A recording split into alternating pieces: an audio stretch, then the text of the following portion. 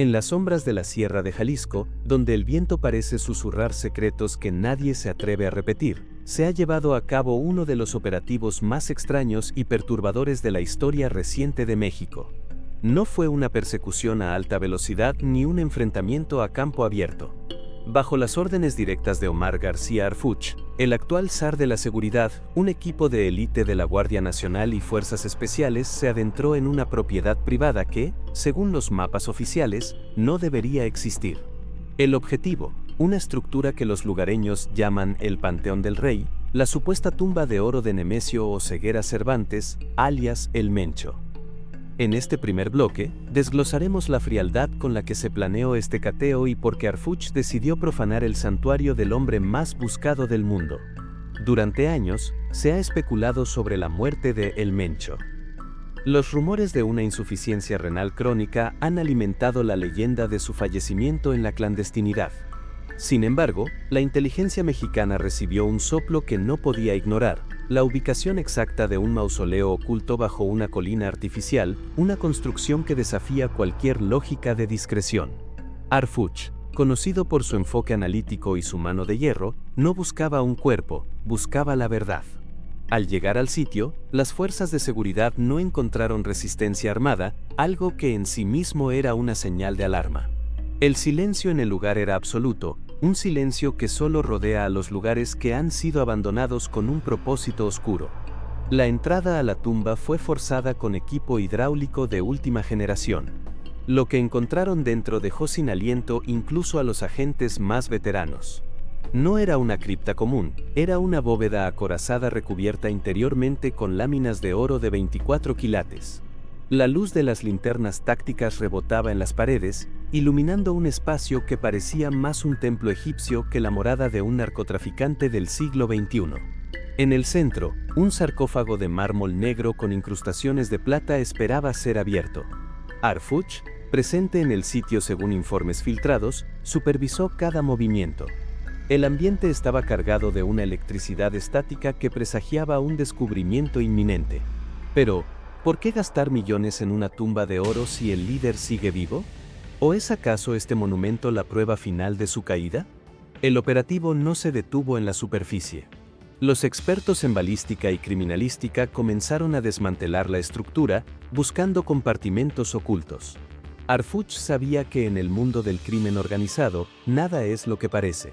Las paredes de oro no eran solo un despliegue de opulencia, eran un escudo. En este bloque, establecemos la premisa de una búsqueda que trascendió lo forense para convertirse en una misión de inteligencia pura. El Panteón del Rey estaba a punto de revelar que la muerte, a veces, es solo la mejor fachada para el siguiente movimiento. El momento de la verdad llegó cuando los martillos neumáticos y las palancas de precisión abrieron la pesada tapa del sarcófago de mármol. La expectativa era encontrar los restos de Nemesio Oseguera, quizás con sus famosas joyas o su fusil de oro. Pero la realidad fue un golpe seco a la inteligencia del Estado. El sarcófago estaba vacío. No había restos humanos, no había cenizas, no había rastro de descomposición biológica. Sin embargo, el interior no estaba desierto. En lugar de un cuerpo, el equipo de Harfuch encontró una red de servidores de fibra óptica y sistemas de refrigeración líquida ocultos en la base del mármol. La tumba de oro era, en realidad, un centro de datos subterráneo. Este descubrimiento cambia radicalmente la narrativa. En este segundo bloque, analizamos el nivel de sofisticación de la organización. El Mencho no construyó un lugar para descansar, construyó un lugar para que su imperio siguiera latiendo de forma digital.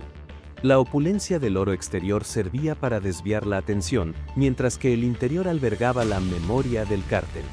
Harfuch, al observar las pantallas que se encendieron automáticamente al detectar la intrusión, comprendió que estaba ante una estructura de mando y control que operaba de forma autónoma. El lujo aquí no era decorativo, era funcional. Los cables bañados en oro no eran para presumir, sino para garantizar la mejor conductividad y evitar la corrosión en el ambiente húmedo de la sierra. La tumba vacía es un mensaje potente.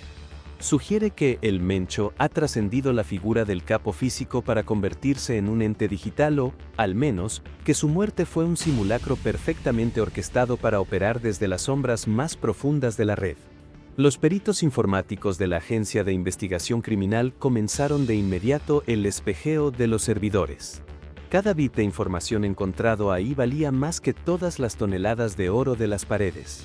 Contabilidad de criptoactivos, rutas de drones transoceánicos, lo más perturbador, grabaciones de reuniones de alto nivel con figuras que nunca deberían haber estado en contacto con el crimen organizado. Harfuch dio la orden de sellar el perímetro. Sabía que si esta información salía a la luz sin control, podría desestabilizar no solo a Jalisco, sino a todo el país. El cateo a la tumba de oro se convirtió en una carrera contra el tiempo. Los sistemas de autodestrucción de datos comenzaron a activarse, obligando a los hackers del gobierno a trabajar bajo una presión extrema.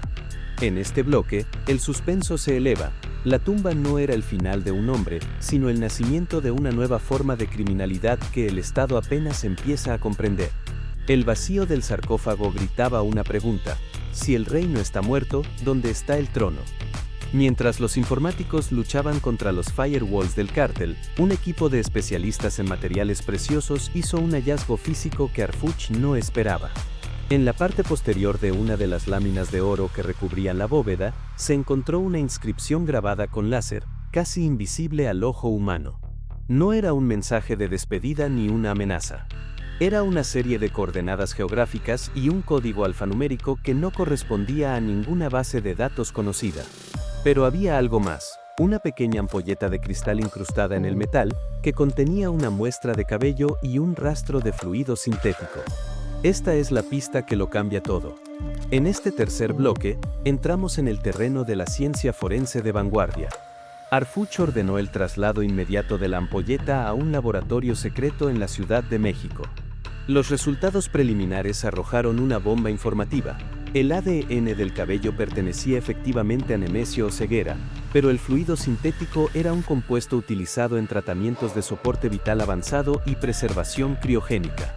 La pista sugiere que el Mencho no está muerto, pero tampoco está vivo en el sentido tradicional. La teoría de que el capo se encuentra en un estado de preservación médica o en una clínica subterránea de alta tecnología comenzó a tomar fuerza. Las coordenadas encontradas en el oro no apuntaban a México. Apuntaban a un punto remoto en el Océano Índico, una zona de aguas internacionales donde se sospecha que operan barcos hospital de última generación que funcionan como paraísos fiscales y médicos para la élite global. Harfuch entendió que la tumba de oro en Jalisco era un faro de comunicaciones que conectaba la Sierra Mexicana con una plataforma móvil en el otro lado del mundo. La pista vincula directamente a la organización delictiva con corporaciones biotecnológicas de dudosa ética que ofrecen inmortalidad a los criminales más ricos del planeta. El impacto de este descubrimiento en la estrategia de seguridad nacional es total. Ya no se trata de buscar a un hombre en un rancho, se trata de desmantelar una red logística global que utiliza el lujo extremo como escudo y la ciencia como vía de escape. Harfuch, visiblemente tenso en las imágenes filtradas del centro de mando, comenzó a coordinar con agencias internacionales como la Interpol y la CIA. La tumba era el punto de enlace. En este bloque, desglosamos cómo una pequeña pista física desarmó años de suposiciones sobre el paradero del Mencho. El oro no era solo riqueza, era el portador de un código secreto que revelaba el exilio tecnológico del hombre más buscado. La noticia del cateo a la tumba de oro no tardó en filtrarse a los niveles más bajos de la organización. En este cuarto bloque, analizamos la respuesta violenta y coordinada del cártel ante la profanación de su santuario. Mientras Harfuch procesaba la pista del ADN y los servidores, ciudades enteras en el occidente de México comenzaron a experimentar bloqueos y ataques cibernéticos a infraestructuras críticas. La organización no quería que la información saliera de la tumba. Era una señal de que Harfuch había tocado el nervio más sensible de la estructura, el secreto de la supervivencia de su líder. Harfuch, fiel a su estilo preventivo, ya había desplegado un cerco electrónico en la zona. No se dejó amedrentar por los ataques físicos en las calles, su enfoque estaba en el flujo de datos. Al seguir el rastro del código alfanumérico encontrado en la tumba, sus analistas detectaron una transferencia masiva de criptomonedas que se activó en el momento exacto de la apertura del sarcófago. Se trataba de un interruptor de hombre muerto, en lugar de destruir todo, enviaba la ubicación de la tumba a contactos en todo el mundo, activando protocolos de defensa internacional. El lujo de la tumba era, en realidad, un sistema de alarma global. La pista que lo cambia todo también reveló la existencia de células durmientes dentro del propio gobierno que estaban encargadas de proteger la integridad del mausoleo. Arfuch inició una purga interna basada en los datos recuperados de los servidores de la tumba. Nombres de jueces, generales y políticos de alto nivel empezaron a aparecer vinculados a la nómina de mantenimiento de la tumba de oro. El operativo dejó de ser un cateo por drogas para convertirse en un golpe de Estado contra la corrupción estructural. El oro del Mencho no solo compraba armas, compraba silencio estatal a niveles nunca vistos. En este bloque, el diálogo se centra en la tensión política. Arfuch se enfrenta a presiones desde dentro de su propio gabinete para detener la investigación, pero la pista es demasiado sólida. El descubrimiento del tratamiento médico avanzado sugiere que hay corporaciones legales involucradas en la protección del capo. El cateo abrió una caja de Pandora que une el crimen organizado con la alta finanza y la medicina experimental. Arfuch, operando desde su búnker, sabe que esta es la batalla definitiva.